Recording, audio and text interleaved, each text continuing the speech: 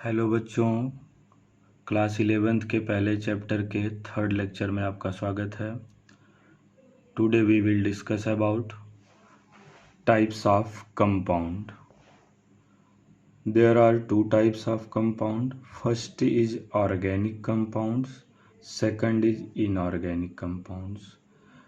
Generally we know that organic compound is carbon containing compound such as ethane, ethylene, acetylene, benzene, methyl alcohol, ethyl alcohol, benzoic acid etc. ये सारे organic compounds हैं। Inorganic compounds such as ammonia, carbon dioxide, sulphur dioxide, HCl etcetera.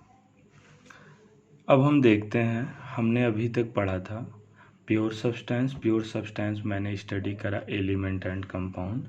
फिर हमने chemical classification में pure substance और mixture की बात की थी। प्योर सब्सटेंस हमने अच्छे से स्टडी किया। अभी मिक्सचर पे बात करेंगे।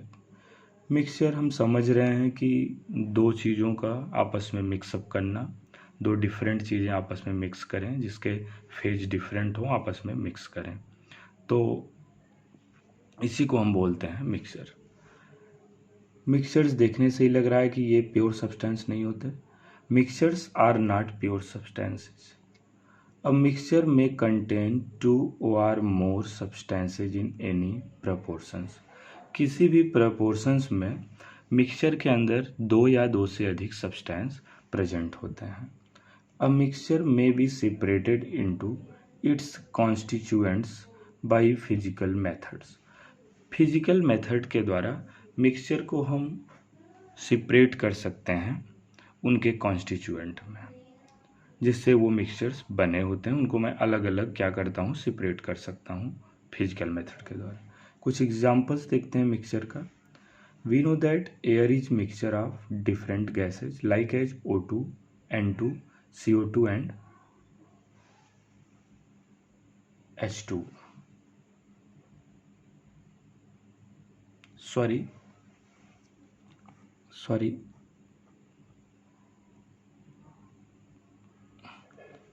Air is a mixture of O2, N2, CO2 and other gases.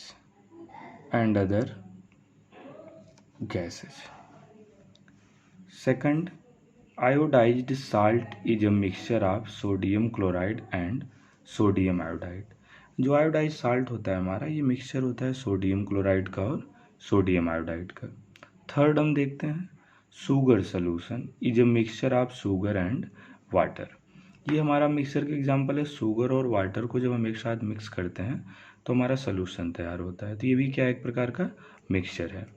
यहाँ पे next, salt solution is a mixture of salt and water. Next, 20 karat gold is a mixture of gold and copper. 20% gold is a mixture of gold and copper. आगे देखते हैं types of mixture.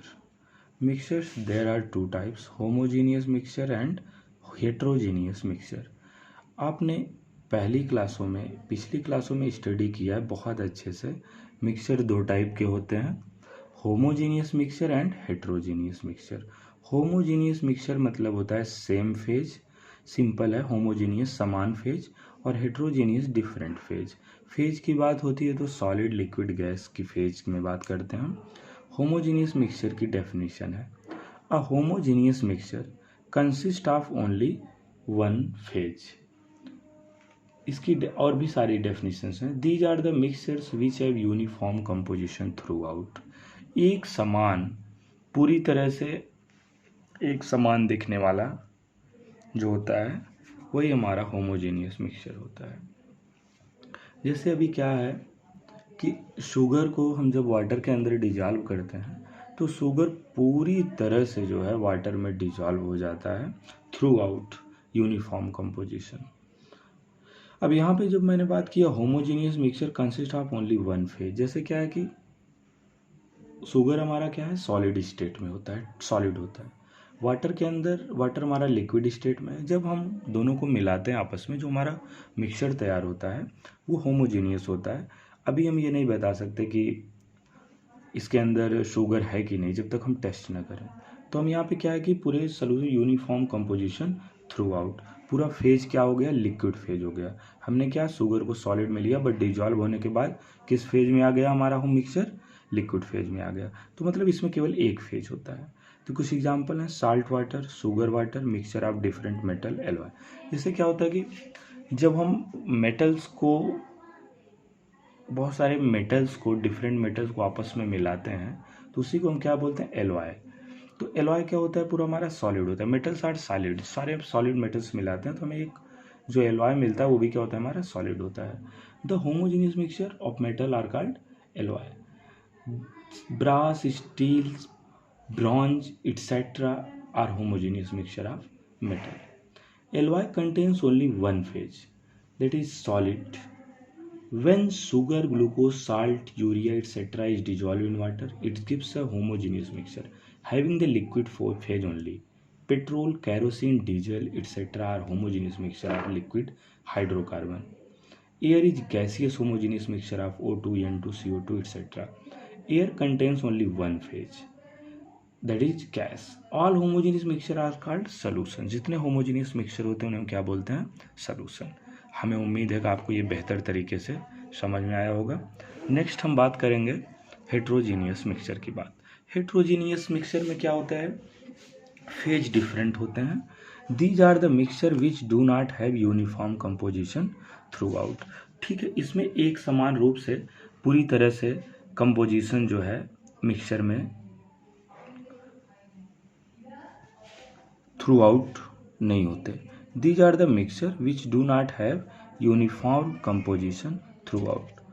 तो यहाँ पे हम देखेंगे, these have different composition in different part, it's components can be seen with naked eyes और with a microscope. इसके कंपोनेंट्स को, इस मिक्सचर के कंपोनेंट्स को हम क्या करते हैं, खुली आंखों से देख सकते हैं इजीली।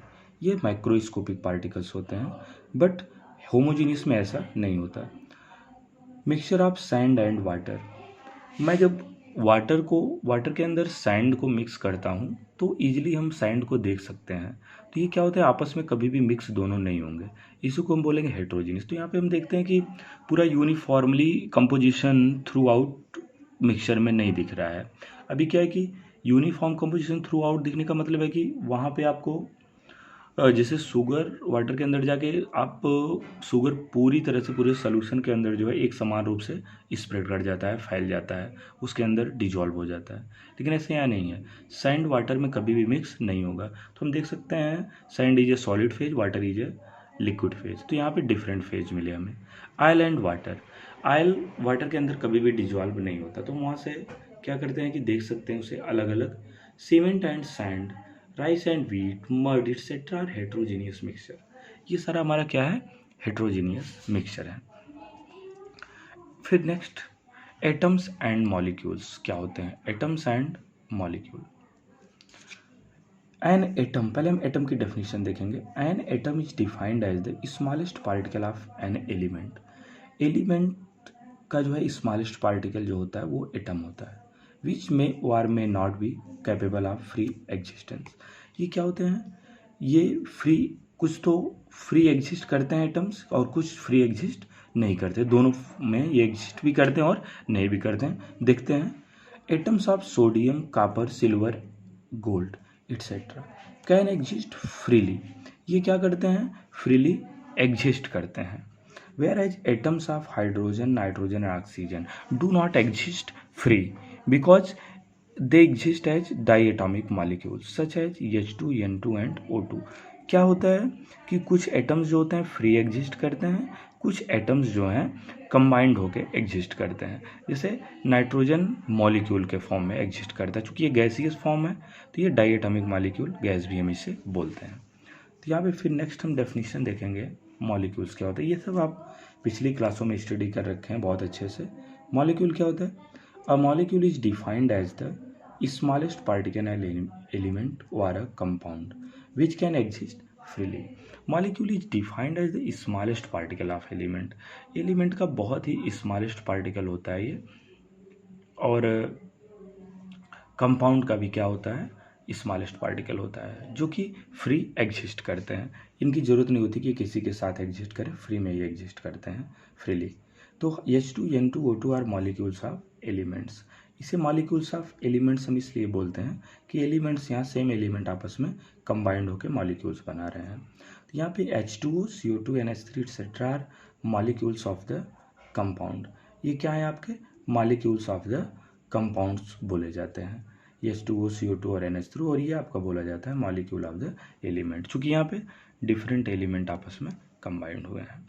फिर देखिए मॉलिक्यूल्स जो है होता है हमारा, ये भी दो टाइप्स का होता है, molecule of elements and second is molecules of compounds. Second is molecules of compounds, COMPOUNDS, molecules of compounds. Very important.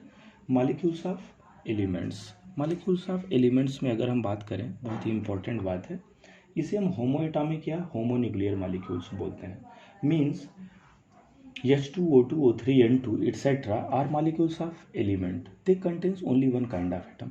इसके अंदर जो मॉलिक्यूल्स ऑफ एलिमेंट होता है, इसमें only one kind of atoms पाए जाते हैं. सच मॉलिक्यूल्स में भी डाईएटॉमिक, H2O2, ट्राईएटॉमिक O2, टेट्राएटॉमिक में P4.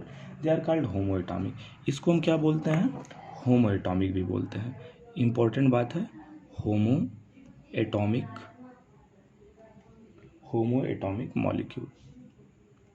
मॉलिक्यूल्स. तो इसमें एग्जाम्पल जो आपको मैंने दिखाया वो क्या था, एग्जाम्पल हमारा याद कर लेंगे, H2, N2, O2 एक्सेट्रा. ये आपका होमोएटॉमिक मॉलिक्यूल है, मतलब सेम एलिमेंट्स जो है यहाँ पे कंबाइंड हो रहे हैं. मॉलिक्यूल्स ऑफ कंपाउंड क्या है, they contains more than one kind of element. इसमें क्या होते हैं, more than one kind of elements use होते हैं, अलग अलग प्रकार के एलिमेंट्स आपस में कंबाइंड होते हैं, तो इसी को बोलते हैं molecules of compound. Therefore they are called heteroatomic. इसे हम बोलेंगे हेट्रोएटॉमिक मॉलिक्यूल्स. हेट्रोएटॉमिक मॉलिक्यूल्स बोलेंगे. इसमें एग्जांपल आपका हो गया है H2O, CO2, H2SO4 एक्सेट्रा तमाम. Thank you. आगे हम नेक्स्ट लेक्चर में आपको बताएंगे. Thank you.